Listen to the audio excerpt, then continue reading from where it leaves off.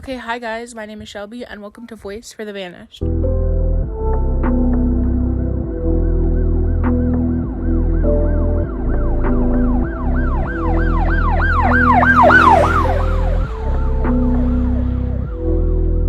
That just does not have the coverage that it should because there is so little answers and so little updated information that it just makes me sick that this family has gone so many years without answers. So I wanted to gather up all the information and give you guys everything I can to hopefully just give this case some coverage, to get people talking about it again, and hopefully to give this family some type of closure. This is the absolutely stunning Joanne Elaine Coughlin. I believe I'm pronouncing that correctly. If I'm not, very sorry. She was born on June 24th of 1953. She was such a radiant and kind individual. Just her smile radiates such an energy that I can tell that she was just so loving and kind towards everyone around her. I bet so many of you have the same feeling I have when you look at this photo of her.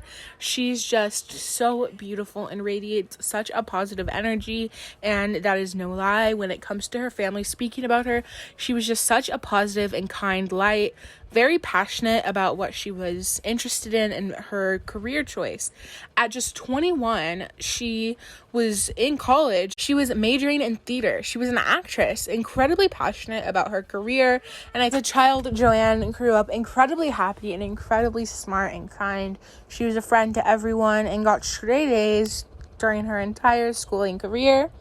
In 4th grade, actually, a little fun fact here, she appeared in a magazine presenting one of her art projects, and it's a pretty blurry picture because it is so old, but it just shows how incredibly radiant she's always been, and talented and smart, and excelled in school and in life, and had these great relationships that she held up. In high school, she absolutely excelled. She was in the honor society, she was in band, and was also in the drama class at her high school. She made friends quickly as she moved to Youngstown, Ohio in middle school, I believe, 8th grade to be exact, and she had no problem making friends. She had no problem getting into the groove of a new school and a new town. She was still getting straight A's and a part of so many clubs that were right up her alley, that were things that she was interested in and things that she absolutely excelled in. The last time her family saw her was on Christmas Day, again, 1974.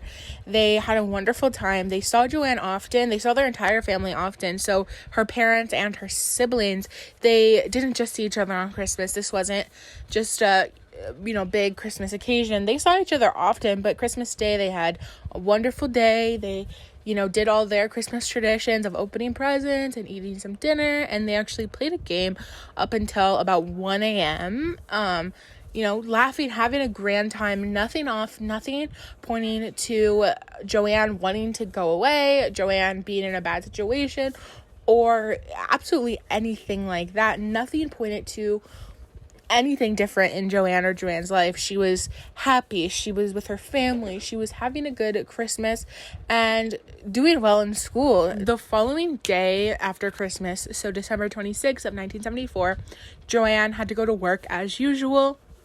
Her coworkers that have been spoken to by the police at the time said nothing was off. Nothing seemed unusual at all. She didn't mention anything being off in her life, and nothing raised a red flag for them at all. The day she went missing, she actually had plans to, after work, go to a spa in her local area. She had just gotten a membership, I believe, to this spa. Her friend told the police. She actually invited her friend to come along with her, and her friend declined because she did have other plans. Again, this is still after work. She did not head straight to the spa, I believe. According to the information I can find, she actually went to the store first to pick up a blanket just for her bed, and then proceeded to go out and mail her life insurance premium, which I know can throw some people off since she went missing this day, and the last thing she really did was mail a check for her life insurance premium. But we'll get into that in a minute. I don't think, and the police do not believe that this had anything to do with her disappearance, and it's just a coincidence. But we'll get more into that in a second. And they were going to go to a party. So from what I can find, she was supposed to go to the spa and then meet up with her boyfriend to go to the movies, I believe. But then another friend of hers said that she was supposed to come back to her apartment and meet up with a friend and go to a party. So I'm unsure if both these things are supposed to occur or what. I'm a little bit confused. I'm just trying to give you guys all the information I have. Again, this is from 1974, so the information maybe is just getting a little bit crossed, but that's everything I know. She did not show up to meet with her boyfriend, and that's when he got really worried and ended up calling the family, and everything kind of started to unravel. Well, by Sunday, when she hadn't called anyone or returned home, they waited until that Monday to see if she showed up for work. Just maybe she needed a break from everything, even though that's incredibly out of character. Again, it's 1974, so the worry of something bad happening to her, I guess, wasn't as persistent, especially since she is 21 years old. She's an adult. But by Monday, when she did not show up for work, her family, her mother, her friend, and her boyfriend all began calling her work, making sure that she did not show up for work that day. And when they found out that she had not, they immediately filed a missing persons report with the police. Sadly, as many old cases go, they did say that she had to wait 48 hours, which is a little bit confusing because they hadn't heard from her since before the weekend, and it was already Monday, so it had been way over 48 hours. But this police protocol, I can't even get mad at because it's so long ago. But they did tell her mom that she had to wait 48 hours. When the police were doing so little, her boyfriend actually decided to take it upon himself, which makes me incredibly happy that which makes me happy knowing that he knew that this just didn't feel right. So he called the European Health Spa where she had told everyone she was headed to, and the people at the spa said that yes, she had been there, she had came and went, nothing seemed off about that whole situation. And so the boyfriend went to this spa and looked around that parking lot to see if something happened there, to look for her car, essentially, because her car was missing as well as she drove herself there. And when he didn't see it there, he decided to start driving around town. He even had his friends drive around town looking for her car to get a head start, since the police were not doing anything to help them. Days and days went by, and the police didn't do much to help this family at all. Appeared into thin air. As most of you can probably assume, the police told the family she's 21, she can leave on her own. She just probably wanted to start a new life, but none of that made sense. That's not Joanne. She was living a really good life with a good, healthy relationship, a good family relationship. She was so close to her family. She was living her best. She was in the best field for school, majoring in theater, becoming an actress, becoming what she's always wanted to be. She was in her prime. This was not something that she would do. She would not leave all this behind. Nothing points to her walking away. Nothing points to her leaving on her own. Nothing points to her wanting to disappear, wanting to go away. Nothing was missing that would point to her leaving for long extended periods of time. The only things missing from her apartment, according to her mother, were the things that she would have taken with her to the spa, and not a single thing else. Not anything that would give her something to wear, something to have for multiple hours, let alone multiple days, months, and years. At the time of her disappearance, she had racked up a pretty good amount of money. In her bank account, there was $3,400 left untouched. And if you were really going to run away, you would take that money. Like, there's no way she could live off absolutely not even $1, especially when she had easy access to an amount of money that large. A couple of months before her disappearance, she did struggle a bit with an ex-boyfriend who was having some drug problems. I don't know if this relationship had everything to do with her going down a little bit of a bad path, but this seems to be the only bump in the road for Joanne. She kind of got into a nightlife party scene and was experimenting with local drugs, but nothing too severe as far as I can tell. They don't go into much detail in the police reports, but she did struggle a bit with some drugs. But about 2 months before she disappeared, she wasn't happy with her life and the way it was going down with the drugs and the partying. So she got out of that life and went back to just focusing on her schooling and her theater and, doing these acting jobs, doing these acting roles at Youngstown Playhouse, and completely stopped doing drugs and associating with people who did drugs and partied like she was. So yes, this could have something to do with why she disappeared, but she knew that she was not going down a good path, and so she did get her life back together pretty quickly too, since she was only really down that bad path for about a month or two. She got her life back together. She got in her healthy relationship that she was in, that I stated before, and got back into doing just her school and focusing on all the good things in her life.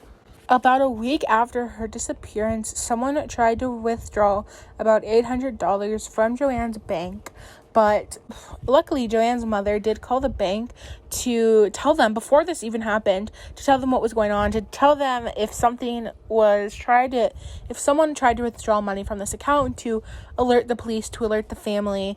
And sadly, when this lady came up to the window to withdraw this type of money, no one called the mom. No one called the police. They just assumed it was a family issue, assumed it was, a 21-year-old being a 21-year-old and the mom being overly protective.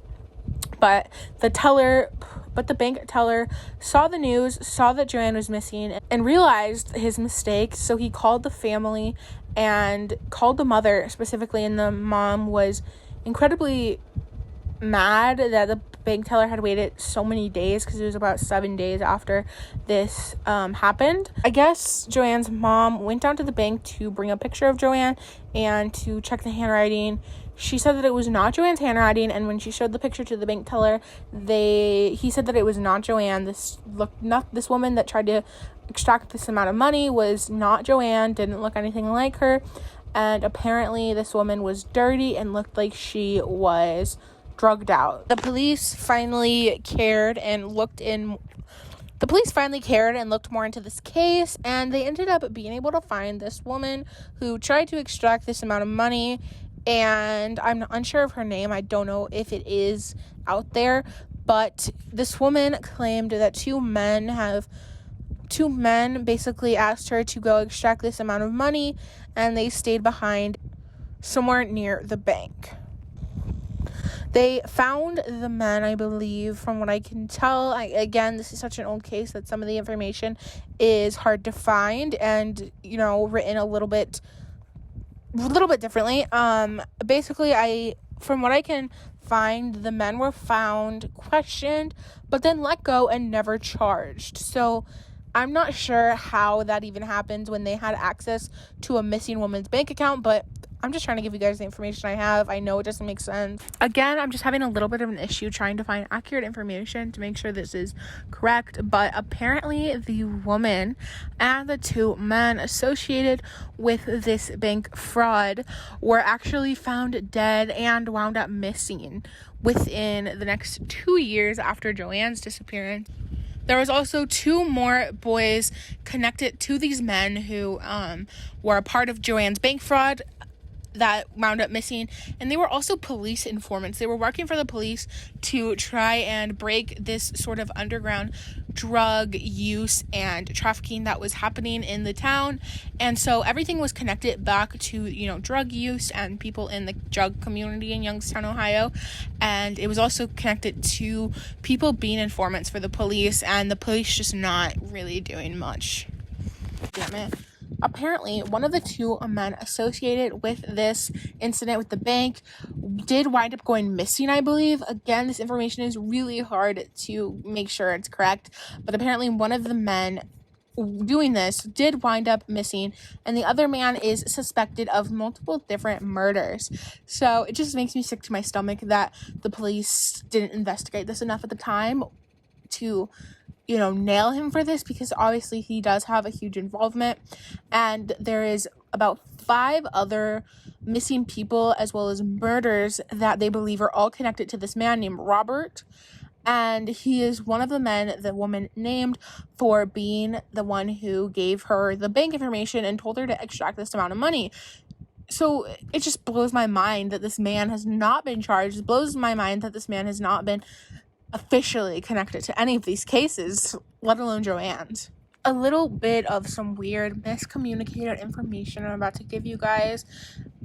So bear with me. Again, this is such an old case, it's really hard to get information straight, but apparently a witness came forward after hearing about Joanne's disappearance on the news, I believe. He came forward and said that on his street, the day she was said to went missing, so December 27, 1974, he heard a woman screaming.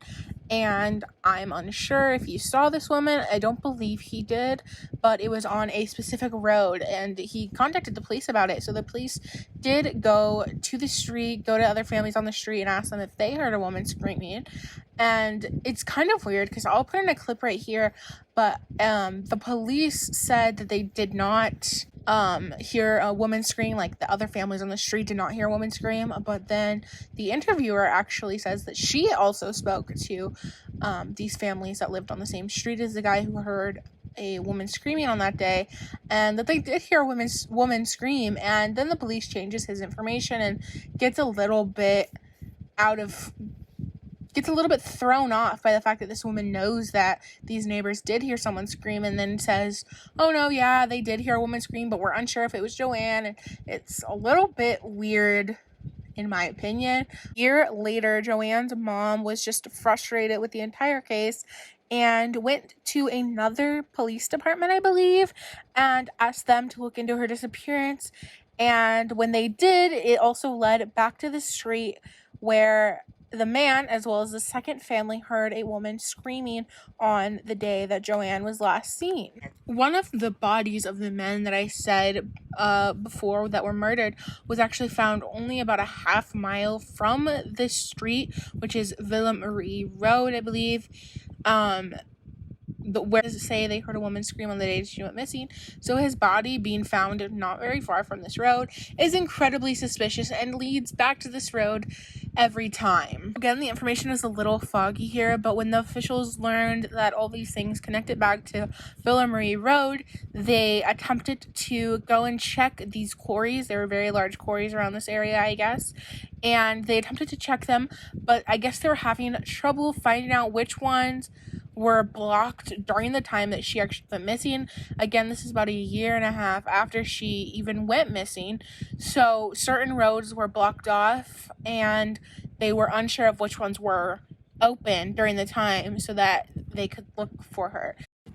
Years after Joanne went missing, there were little to no leads about her disappearance and possible likely murder.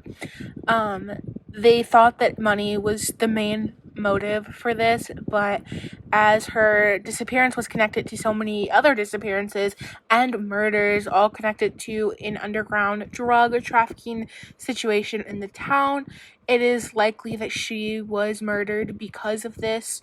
It is possible that she overheard, saw, or just knew something that someone wanted to keep quiet and killed her because of. There is absolutely no more information involving Joanne and Joanne's disappearance. She was pronounced legally dead in 1985 to hopefully just give her family some type of closure, but her body's never been found. No one's ever been charged with her murder, and it just breaks my heart because she was such a light in her life and in everyone's life around her for so many years. And just when she fell off the wagon for not even 2 months and struggled a bit with her life and, got into these bad things, just because of those 2 months that she struggled, her life was taken from her at such a young age when she had just gotten back on the right track, had just started coming back to who she really was and focusing on herself and her future. It just breaks my heart that one mistake really had to be the end of her life, and her family really doesn't have the answers or justice that they deserve. It just breaks my heart into a million pieces. So she is declared legally dead and is most likely dead from these people in Youngstown, Ohio who killed her because of drugs. I'm still going to give you guys a physical description as well as some information just in case someone you know or you know something that could lead to the justice that she deserves and could lead to her body, her remains, that her family can get some sort of closure from. Her date of birth is, again, her birthday is June 24th, 1953, making her 67 years old. She went missing when she was just 21 years old at a height of about 5'6" to 5'8". I guess her family is unsure of her actual height and was about 130 pounds.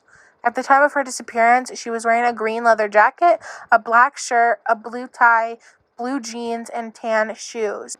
She had brown hair, brownish green, hazily eyes, and she may have been wearing eyeglasses or contact lenses at the time of her disappearance. And as I always ask you guys, I don't care who you believe in, what you believe in, or what you don't believe in. Please send prayers, good thoughts, good vibes, strength, hope, and love, anything good Joanne's family's way, as well as Joanne's way. I cannot imagine going this many years without justice or answers. It is so heartbreaking. And please share this video, share her story to hopefully bring awareness and make people talk about this case again so the family can get some sort of closure. I love you guys, and I'll see you in the next video. Bye.